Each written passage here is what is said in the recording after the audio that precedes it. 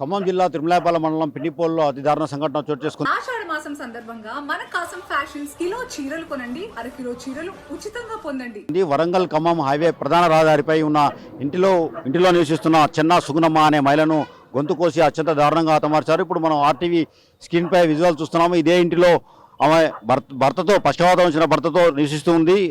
Machine కుట్టుకుంటూ తమ జీవనం కొనసాగిస్తున్న ఆమెను బంగారు గొలుసు, ఆమె మెడలో ఉన్న బంగారు గొలుసు కోసం ఆమెను అర్ధరాత్రి గొంతు కోసి హత్య చేసిన దుండగులు ఇక్కడ నుంచి పారిపోయారు. అదేవిధంగా పొద్దున తెల్లవారుజామున లేచిన పక్షవాతంతో నడవలేని పరిస్థితిలో ఉన్న భర్త తెల్లవారుజామున లేచి ఇంటి ఎదురుగా ఇంటి పక్క వాళ్ళకి విషయం తెలపడంతో వారు పోలీసులకు తెలిపారు. పోలీసులకు విషయం తెలుసుకున్న పోలీసులు ఇక్కడికి డాగ్ స్క్వాడ్ బృందంతో వచ్చి క్లూస్ టీంతో ఆధారాలు సేకరించారు. డాగ్ స్క్వాడ్తో వచ్చిన పోలీసులు డాగ్ స్క్వాడ్ ఇక్కడి నుంచి ఎస్సీ కాలనీ వరకు వెళ్ళి డాగ్ తిరిగి మళ్ళీ ఇదే ప్లేస్కి వచ్చిందని స్థానికులు చెప్తున్నారు. ఇప్పుడు మనతో స్థానికులు ఉన్నారు, వారితో మాట్లాడే ప్రయత్నం చేద్దాం. మీరు చెప్పండి, సంఘటన ఎలా జరిగింది అనుకుంటున్నారు? ఇది రాత్రి 2:30 సమయంలో ఖమ్మం జిల్లా తిరునాయపాలెం మండలం పిండిపోలు గ్రామంలో నేషనల్ హైవే ఖమ్మం ఇటు వరంగల్ పోయే దారిలో మెయిన్ రోడ్డు మీద జరిగింది. గత 3 నెలల క్రితం కూడా ఒక కిరాణా షాపులో ఒక యాదగిరి అనే ఇంట్లో సేమ్ ఇదే పొజిషన్లో జరిగింది. తర్వాత ఇదే రోడ్డు మీద కిలోమీటర్ దగ్గర పూజల సీన్ అనే వ్యక్తి దగ్గర బంగారం కానీ డబ్బులు కానీ తీసుకుపోవడం జరిగింది. ఇక్కడ అడిగినప్పుడు భర్తని ఒకే వ్యక్తి అంటారు, ఆ వ్యక్తి ఎవరో తెలియదు.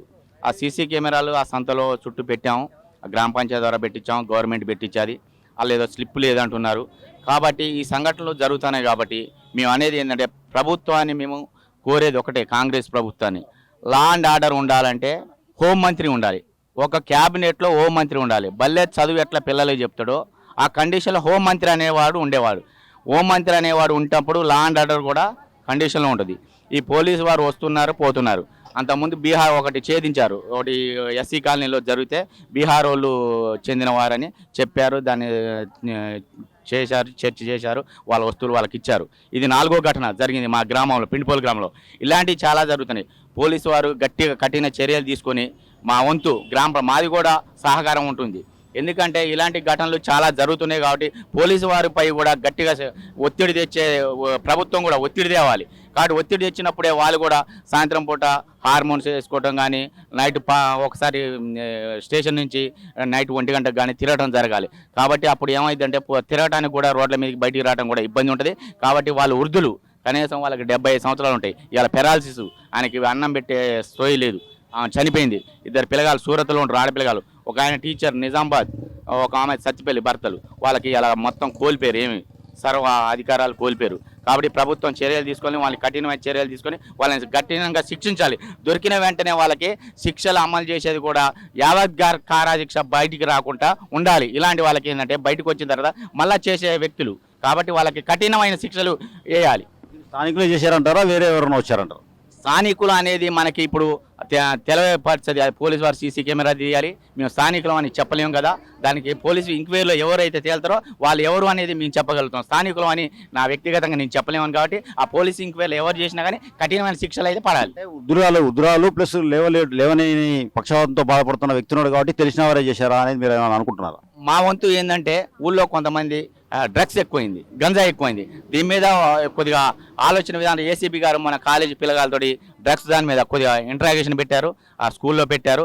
ఆ డ్రగ్స్ తాగే వాళ్ళు ఉన్నారు మా పిండిపోల్లో, అందులో గంజాయి ఇదంతా ఎక్కడి నుంచి వస్తాను దాని మీద పెట్టి ఆ మత్తులో ఉంటారు. కాబట్టి ఆ మత్తులో ఎవరైనా చేసిరా అనే ఆలోచనలు కూడా మాకేమైనా ఉన్నాయో అని పెద్దలకి మాకు ఆలోచనలు వస్తుంది.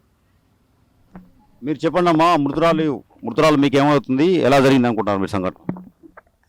అత్తగారా అండి, మా అత్తగారే. ఎప్పుడు జరిగింది అనుకుంటున్నారు సంఘటన? ఆమెకి ఎంతమంది పిల్లలు ఉన్నారు, ఆమె వాళ్ళు ఎంతమంది ఇంట్లో ఉండేవాళ్ళు? ఆమెకి 2 కొడుకులు 2 బిడ్డలండి. మాకు మా మామయ్య వచ్చి ఇట్లా అంటే వాళ్ళిద్దరు ఏమన్నా అనుకున్నారేమో అని మేము వస్తున్నాం. ఇంటి ఎదురు వాళ్ళు కూడా మేము వచ్చే టైంకి వాళ్ళు వస్తున్నారు. మేము అందరూ వచ్చి చూసేసరికి ఆమె ఇట్లా చనిపోయి దారుణంగా పడిపోయిందండి. అసలు ఇక ఏంది ఎవరు కొట్టారు ఏందని స్టేషన్ వారికి, పోలీసు వారికి అందరికీ ఫోన్లు చేసి సంప్రదించాము. ఎప్పుడు తెలిసింది విషయం, ఎలా తెలిసింది? మాకు మామయ్య వచ్చేసి వాళ్ళు ఒక్కోసారి ఇద్దరు మామూలుగా అనుకున్నప్పుడు కానీ అమ్మ అని చెప్తారు వచ్చి, అట్లా ఏమన్నా అనుకున్నారేమో అని నేను వస్తున్న పని ఆయన వస్తుండే మేము వెనకాలే వచ్చినాం. 5 అట్లా 5 దాటింది. మేము వచ్చేసరికి ఇంటి ముందు వాళ్ళకి కూడా చెప్తే వాళ్ళు వస్తున్నారు, అందరం వచ్చి చూసరికి పడిపోయి ఉన్నది ఆమె. మీకు ఎవరిపైన అనుమానం ఉందా? ఇంకా వాళ్ళు పెద్ద మనుషులు కాండి, వాడేమన్నా మళ్ళీ డబ్బు అట్లా ధనం బంగారం అట్లా ఆశించి వచ్చి అట్లా కొట్టిండో ఏమో, కానీ మిగతా వాళ్ళైతే ఎవరు శత్రుత్వం అనేది లేదు. ఇక వాడు దొంగ డబ్బు కోసం ఆశించి ఆ ముసలి వాళ్ళు ఏమైనా డబ్బులు ఉన్నాయో బంగారం ఉందని రావడమే. కానీ ఇక మామూలుగా బయట మాకేం ఇబ్బంది అయితే లేదు ఎవరు. నా పేరు తిరుమలరావు అండి. నేను సత్తుపల్లిలో జాబ్ చేస్తున్నాను. రాత్రి ఎవరో వచ్చి తెలియని వ్యక్తి ఎవరో వచ్చి చంపిపోయారని తెలిసింది. రక్తం మడుగులోనే ఉండిపోయింది. మరి బంగారం అయితే ఒకటి తాడు అయితే కనపడుతుంది, చైన్ ఒకటి కనపడట్లేదు. మరి అది వాడు ఎత్తుకు వెళ్ళిండా ఎవరికి వెళ్ళిందో తెలియదు. మిగతా అయితే కొన్ని బంగారం వస్తువులు చిన్న చిన్నవి ఉన్నవి. మరి దారుణంగా తల మీద దాదాపు ఒక 10-15 ఘాట్లు కత్తితో నరికినట్టున్నది. అది పెద్ద కత్తి దాకా ఖైమా చేసే కత్తి దాకా నరికినట్టు 10 ఘాట్లు ఉన్నాయి తల మీద.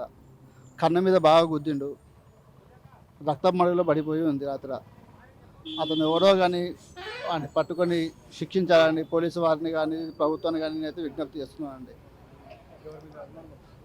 ఎవరి మీద అయితే అనుమానం అయితే ఏం లేదండి. ప్రజెంట్ అయితే మాకు ఎవరు శత్రువులు లేరు. మేము ఎటువంటి వాళ్ళకి జోలికి పోయే రకాలు కాదండి. మా అమ్మ నాన్న కానీ ఇట్లా పక్కన ఉన్న వాళ్ళకి కూడా తెలుసో ఉన్నారా లేరా అనేటువంటి ఉంటారు వాళ్ళు. మరి ఎవరు చేశారో అర్థం అవ్వట్లేదు. వాడు బంగారం కోసం వచ్చేసారా మరి దేనికోసం వచ్చేసారో తెలియట్లేదు. కానీ ఇట్లా జరగడం మరీ దారుణంగా వాడు అతి దారుణంగా అయితే చంపేశాడైతే మన అయితే అర్థమవుతుంది. మా అమ్మగారు రాత్రి నాతో మాట్లాడారు. రాత్రి 8-9 మాట్లాడారు. మంచిగా ఉన్నా తిన్నా అని చెప్పారు. అప్పుడు ఇంకంతే మామూలుగా రోజు మాట్లాడుతూ ఉంటుంది. డైలీ ఫోన్ చేస్తూ ఉంటారు. డైలీ ఈవినింగ్ 7 కాంచెలు 8-9 లోపు ఫోన్ చేస్తూ ఉంటారు. మా అక్క వాళ్ళకి కానీ నాకు కానీ డైలీ ఫోన్ వస్తూ ఉంటుంది. నేను ఫోన్ చేస్తే బిజీ వచ్చింది. తర్వాత మా మమ్మీ ఫోన్ చేసింది. 11-9 చేసింది. నేను 7కి చేశాను, ఫోన్ బిజీ వచ్చింది. 9కి మా మమ్మీ చేశాను. ఈరోజు మార్నింగ్ 6:20కి అట్లా ఫోన్ వచ్చింది నాకు. ఇట్లా ఎవరో వచ్చి చంపారని తెలిసింది. నేను అటా కొట్టినా బయలుదేరి వచ్చేసాను సత్తుపల్లి నుంచి. నేను సత్తుపల్లిలో జూనియర్ అసిస్టెంట్గా జాబ్ చేస్తానండి.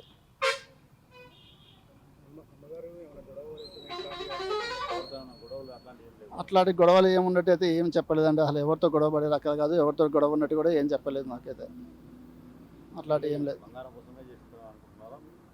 నాకైతే ఇంతకుముందు వరకు అయితే బంగారం కోసం చేసి ఉండేవాడు అనిపించింది. తర్వాత కొన్ని చేతి ఉంగరము చెవుల దిద్దులు ఉండటం వల్ల బంగారం కోసం వచ్చిండా మరి దేనికోసం వచ్చిందో అర్థం అవ్వట్లేదండి. మరి ఏమైనా కక్షలు ఏమన్నా ఆస్తి పత్రాలు ఏం లేవండి మాకు. ఆస్తి పత్రాలు ఏం లేవు. కాకపోతే తాడు ఒకటి పోయిందో ఉందో తెలియట్లేదు. పోయే ఉంటుంది అది వేసైతే. అది ఎక్కడ కనపడలేదు, చూశాను. ఇంకా అంత వెతకలేదు పూర్తిగా. ఇంట్లో అంతా వెతికారా? అన్నీ ఉన్నాయా? మొత్తం వెతకలేదండి. అంత ముందు దాకా ఫ్లోరెన్సిక్ వాళ్ళు పోలీసు వాళ్ళు లోపల పోనివ్వలేదు. తర్వాత అటు పోస్ట్మార్టం తీసుకెళ్ళిన తర్వాత వెతకడానికి టైం లేదు. ఏమంటే ఖమ్మం వెళ్ళిపోయాం. ఇప్పుడే వస్తున్నాం. మిషన్ కుడుతూ తన పక్షవాతం వచ్చిన భర్తను సాదుకుంటుందని, ఆమెకి ఎవరితో విభేదాలు లేవని, కేవలం బంగారం కోసం తమ దగ్గర ఉన్న డబ్బుల కోసం మాత్రం హత్య చేసి ఉంటారని ఆమె సుగుణమ్మ కోడలు చెప్తుంది. అదేవిధంగా స్థానికులు గంజాయి బ్యాచ్ ఎక్కువైందని, గంజాయి బ్యాచ్ ఎక్కువగా తిరుగుతున్నారని, ఎవరు చేశారనేది త్వరలోనే పట్టుకొని నిందితులు శిక్షించాలని స్థానికులు చెప్తున్నారు. వీడియో జర్నలిస్ట్ నాగేందర్తో హరీష్, RTV, పిండిపోల్ నుంచి.